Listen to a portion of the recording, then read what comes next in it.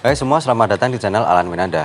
Pada tahun 2016, Toyota dan Daihatsu kembali mengeluarkan produk hasil kerjasama mereka di segmen mobil LCGC, yang mana ingin mengulang kesuksesan di beberapa tahun sebelumnya, lebih tepatnya 2013, karena mereka juga memproduksi mobil di segmen LCGC, yaitu Toyota Agya dan Daihatsu Ayla, yang ternyata mendapatkan respon yang sangat baik dari masyarakat. Penjualannya sangat laris, karena mereka menginginkan mobil yang harganya terjangkau, tapi dapat mobil baru, bahan bakarnya hemat, pajaknya relatif murah, dan yang pasti suku cadangnya juga tidak mahal. Nah, seiring berjalannya waktu, Toyota dan Daihatsu juga ingin menjawab dari beberapa pertanyaan masyarakat untuk menambah kapasitas penumpang dari mobil di segmen yang sama.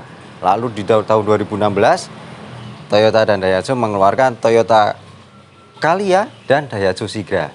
Simak videonya sampai selesai. Toyota Calya tipe G 2017.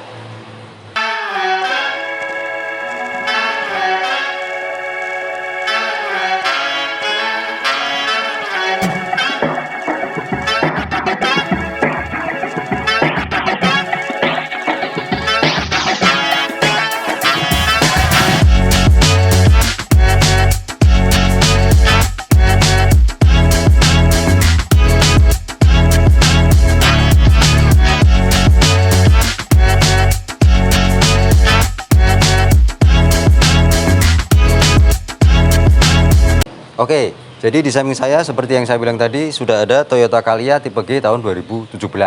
Nah, Calya pertama kali diluncurkan itu pada tahun 2016. Ada dua tipe, yang paling bawah itu tipe E, kemudian di atasnya ada tipe G seperti yang ada di samping saya. Ada satu kali faceliftnya di 2019. Itu perbedaannya, kalau yang facelift itu lampunya sudah LED headlampnya, kemudian tapi kalau fog lampnya belum, masih halogen biasa. Nah, yang di samping saya itu yang sebelum facelift, dulu sih banyak yang bilang kalau bentuknya biasa aja, kurang menarik, atau ya yang komentarnya dirasa kurang lah untuk mobil ini. Tapi pada kenyataannya penjualan Calya semakin tahun itu tambah laris, bahkan bisa menyaingi atau mengungguli angka penjualan dari saudaranya sendiri yang satu merek, yaitu Toyota Agya, karena dia kapasitas penumpangnya lebih banyak.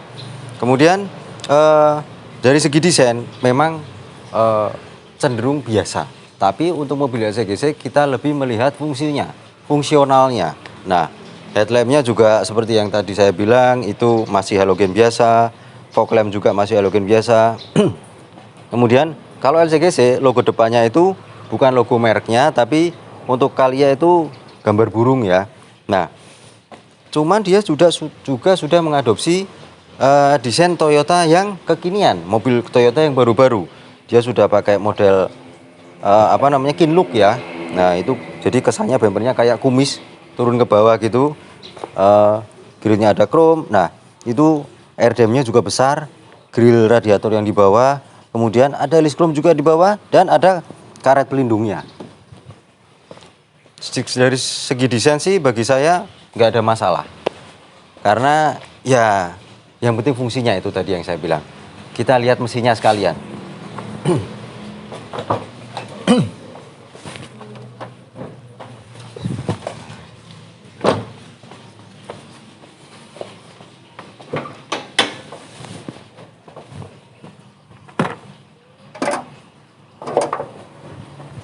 Oke, mesin yang dipakai Toyota Calya tentunya sama dengan Agya 1200 cc dan juga Sigra 1200 cc.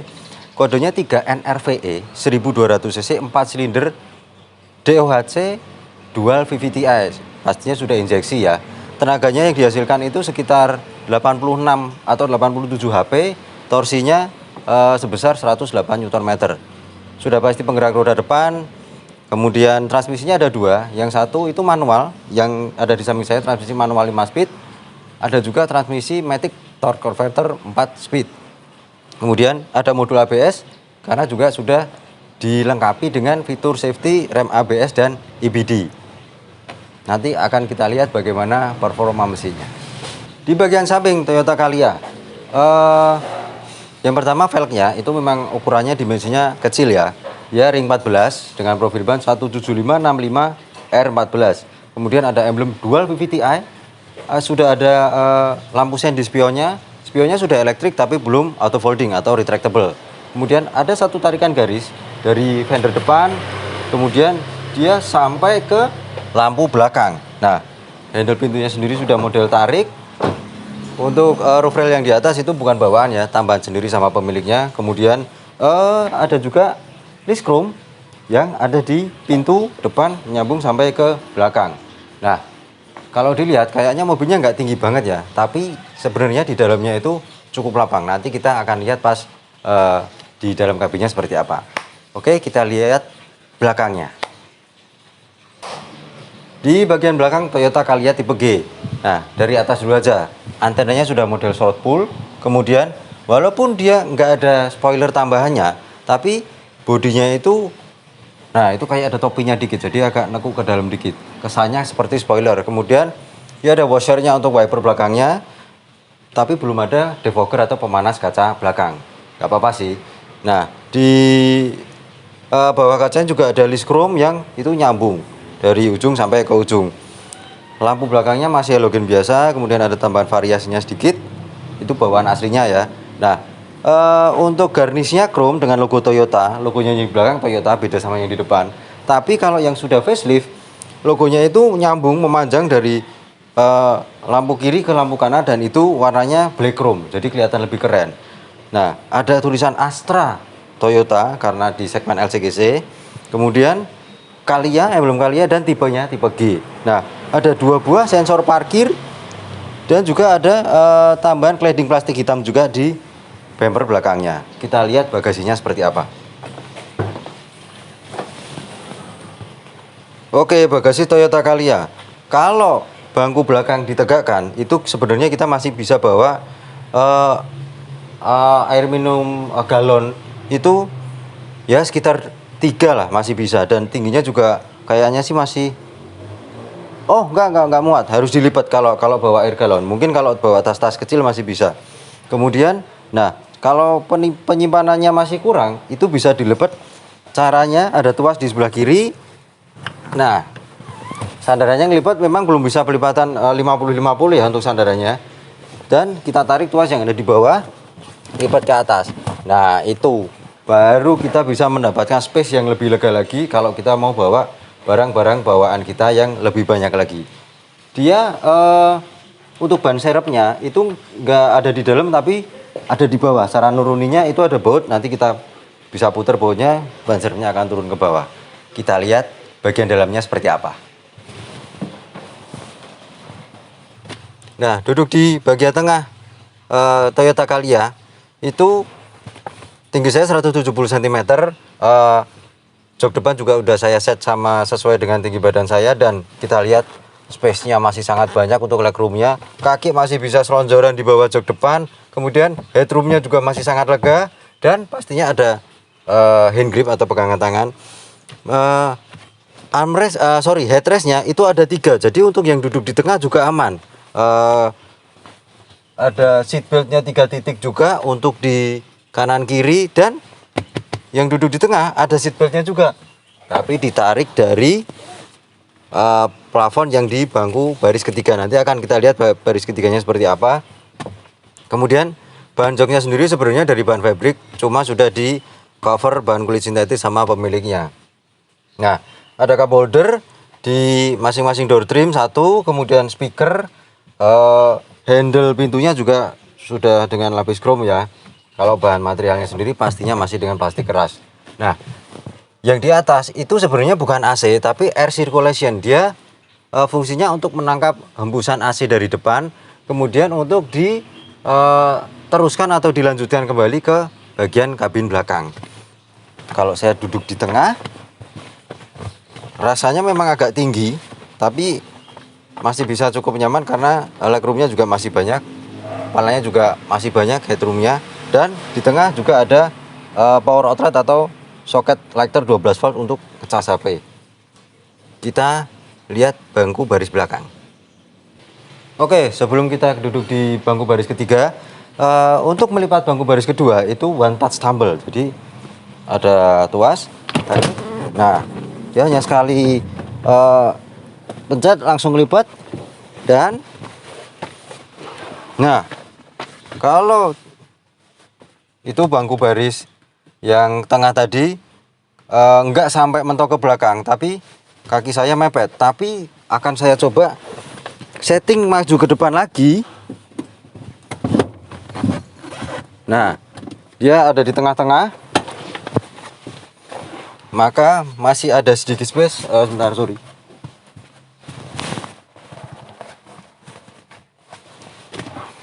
Nah, masih ada sedikit space, kira-kira sekitar 1 jari. Nah, sekitar 1 jari. Kalau mau lebih lega lagi, kita harus kompromi sama yang duduk di depan kita. Kemudian pastinya safety sudah ada seat belt 3 titik kanan kiri, headrest 2, joknya fix, nggak bisa disetting senderannya. Kemudian nah itu tadi seat beltnya untuk bangku yang duduk di bangku baris tengah yang ada di tengah. Dan dia juga ada cup holder 2 kanan kiri, serta ada tempat penyimpanan juga, mungkin buat naruh HP atau dompet ya, di kanan dan kiri. Cukup lengkap juga sih. Kita bawa jalan mobilnya. Tapi sebelumnya kita bahas dulu bagian depan seperti apa. Oke, di bagian depan Toyota Calya G 2017. Desain dashboardnya sih untuk ukuran mobil SCGC cukup menarik ya. Dia konturnya dibikin seakan-akan seperti lebih terasa mewah gitu ya. Tapi tetap bahannya dari plastik keras biasa. Kemudian sudah dilengkapi juga 2 airbag untuk penumpang depan sebelah kiri dan untuk drivernya. Jadi cukup safety juga walaupun dia di mobil segmen LCGC. Kemudian kisi AC-nya selain ada 4 di depan, yang di tengah itu kotak, yang di pinggir-pinggir bulat ada list chrome-nya juga. Ada juga kisi AC yang ada di atas dashboardnya. Itu gunanya untuk nyemburin AC-nya supaya bisa ditangkap sama air sirkulasinya tadi untuk diteruskan atau dihembuskan lagi ke penumpang bagian belakang. Kemudian head unitnya sebenarnya dia belum touchscreen untuk yang sebelum facelift, tapi sudah diganti head unit layar sentuh touchscreen sama pemiliknya. Ada tombol hazard, ada tempat buat nyimpen kartu, kemudian pengaturan AC-nya, ada temperatur dan speed fan, dan dia juga masih tombol putar biasa, belum digital. Ada open close air-nya juga. Transmisinya seperti tadi yang saya bilang, manual 5 speed, ada juga yang matic konvensional 4 speed. Nah, di bawah itu ada soket lighter dan sedikit tempat penyimpanan, dan ada hooknya, gantungan untuk bawa barang kita. Di tengah itu sebenarnya bukan konsol ya, jadi lebih berfungsi untuk armrest saja kalau pas nyetir. Itu pun juga rasanya masih kurang maju.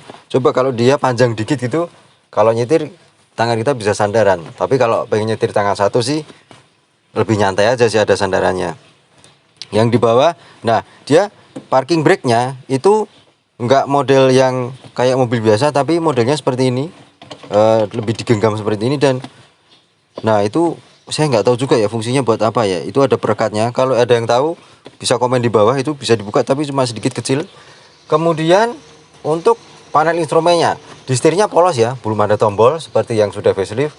Tapi di panel instrumennya itu cukup lengkap. Kita nyalakan dulu mobilnya.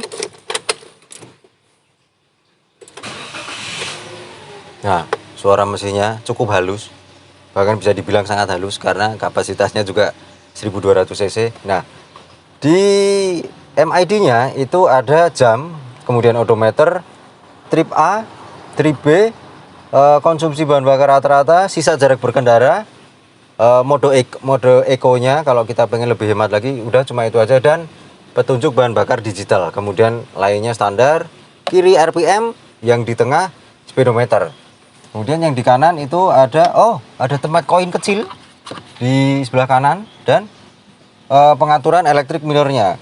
Power window-nya ke 4 jendela, tapi yang auto itu hanya di driver, dan itu hanya auto down.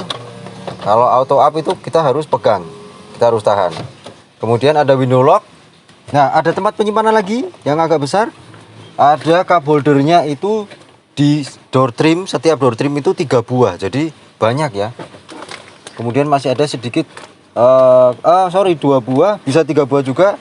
Masih ada side pocketnya juga. Nah, ada speaker di kanan kirinya. Oke. Nah, yang di atas itu sun visornya dua-duanya ada kacanya.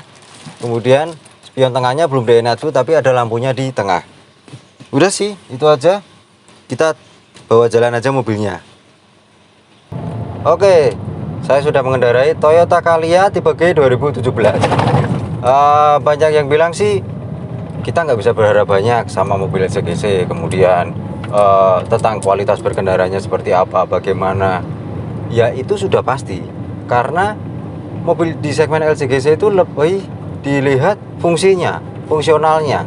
Dan walaupun begitu, tapi ternyata setelah saya coba, itu posisi mengemudinya memang tidak ergonomis ya. Jelas nggak bisa dibilang ergonomis karena joknya nggak ada pengatur ketinggiannya.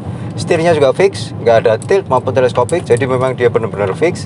Tapi untuk posisi nyetirnya itu rasanya tinggi, jadi agak commanding ya, kayak nyetir mobil leather frame, padahal sasisnya basisnya kan monokok. Nah itu, nah rasanya pede aja sih. Mobilnya juga walaupun kecil, tapi di dalam rasanya cukup lapang. Dan bodinya itu ya namanya mobil kecil ya, jadi kalau kita lewat jalan-jalan macet, jalan rame, kemudian masuk gang kecil itu juga lebih fleksibel. Dan visibilitasnya ke depan juga, pandangan keluar itu sangat jelas, kacanya besar, samping belakang, lihat spion tengah ke belakang juga sangat jelas. Cuma pilarannya memang agak lebar, tapi nggak sampai mengganggu kita pas kita lagi nyebrang atau belok. Jadi ada sedikit blind spot, tapi nggak masalah kalau bagi saya. Dan untuk bantingan suspensinya, ya saya lagi lewat di apa namanya, di jalan beton atau jalan konblok. Itu kalau kita pas lagi lewat jalan kayak tadi, kemudian jalan yang aspal keriting, polisi tidur, ada sedikit kerasnya, tapi lebih ke arah lebih dominan empuknya. Memang yang nggak sampai empuk banget itu ya. Tapi untuk ukuran mobil di segmen LCGC ini cukup nyaman loh, cukup empuk. Karena ada merek lain yang lebih keras bantingan suspensinya. Jadi cukup nyaman. Mungkin karena saya hanya berdua ya, saya sama videographer, jadi bebannya kurang. Kalau kita bawa penumpang banyak, saya yakin rasanya akan lebih empuk dan nyaman. Oke, dan kekedapan kabinnya itu suara mesinnya terdengar dari dalam, ada suara mendengungnya begitu. Tapi itu juga nggak sampai yang mengurangi kenyamanan kita pas lagi nyetir mobilnya gitu, enggak. Dan suara road noise juga sedikit lebih terdengar lagi daripada suara mesinnya. Itu pun juga masih dalam batas toleransi ya, atau masih tolerable, nggak yang sampai berisik bergemuruh banget gitu, enggak. Dan untuk traffic noise-nya, peredaman kabin dari luar, suara mobil lewat, nah itu padahal yang lewat tadi L300 diesel itu hampir nggak terdengar dari dalam. Ada motor nyalip, nah itu kedengeran tapi cuma sedikit. Jadi peredaman kabinnya itu untuk yang dari suara luar itu cukup baik loh. Bahkan bisa dibilang sangat baik ya untuk mobil di kelasnya. Karena ada yang mobil di segmen yang sama, suara dari luarnya itu dengerannya dari dalam berisik banget. Mungkin karena karetnya itu juga udah tebel ya, karetnya Calya itu. Jadi kita merasa lebih nyaman pas lagi nyetir. Dan performa mesinnya 1200 cc dual VVT-i, injeksi DOHC 4 silinder, tenaganya 87 HP dan torsinya 108 Nm. Kalau kita itu jalan depan pas lagi jalan sepi ya, kita tarik,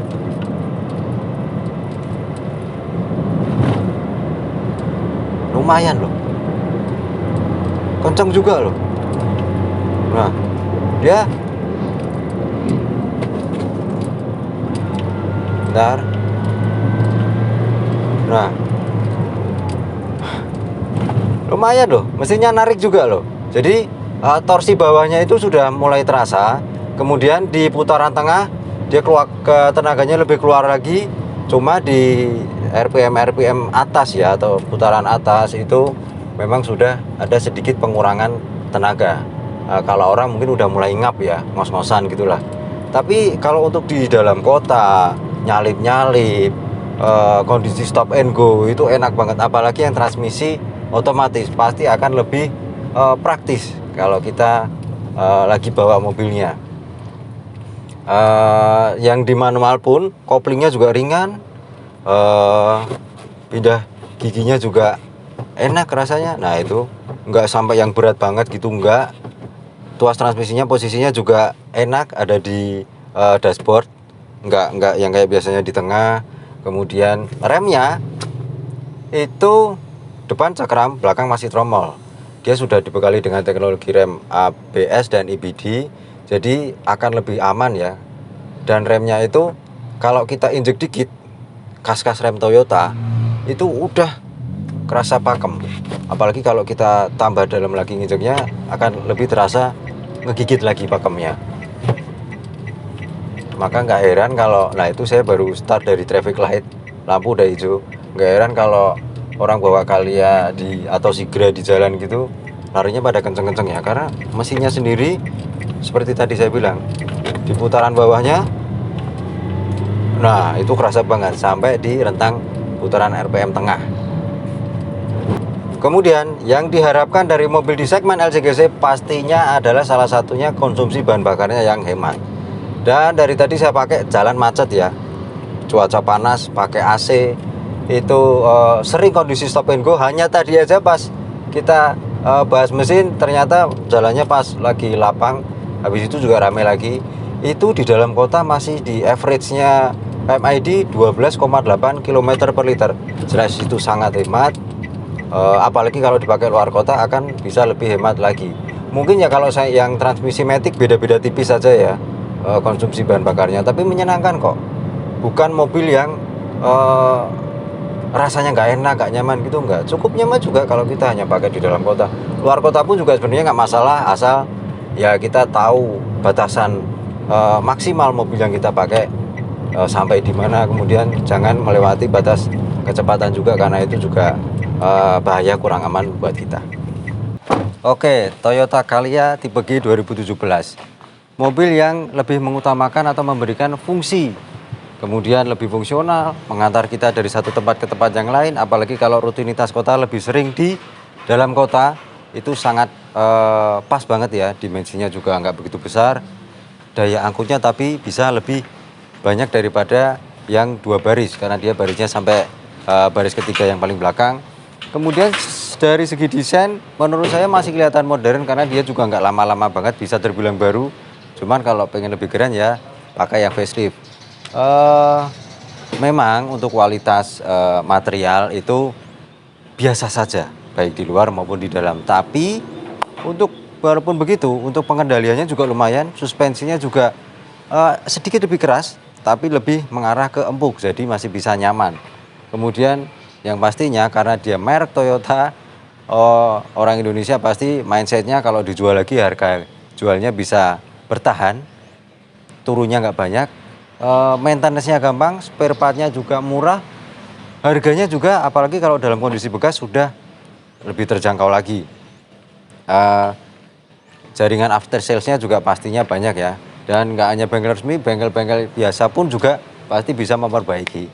Dan untuk beban pajaknya, Toyota Calya tipe G 2017 di daerah kota Semarang, total PKB dan biaya-biaya yang lain yang ada di STNK itu sekitar 1.800.000-an.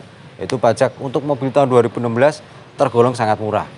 Dan yang pastinya mobilnya sangat durable ya, karena Toyota sudah terbukti durabilitasnya sangat baik. Sekian video dari saya tentang Toyota Calya tipe G 2017.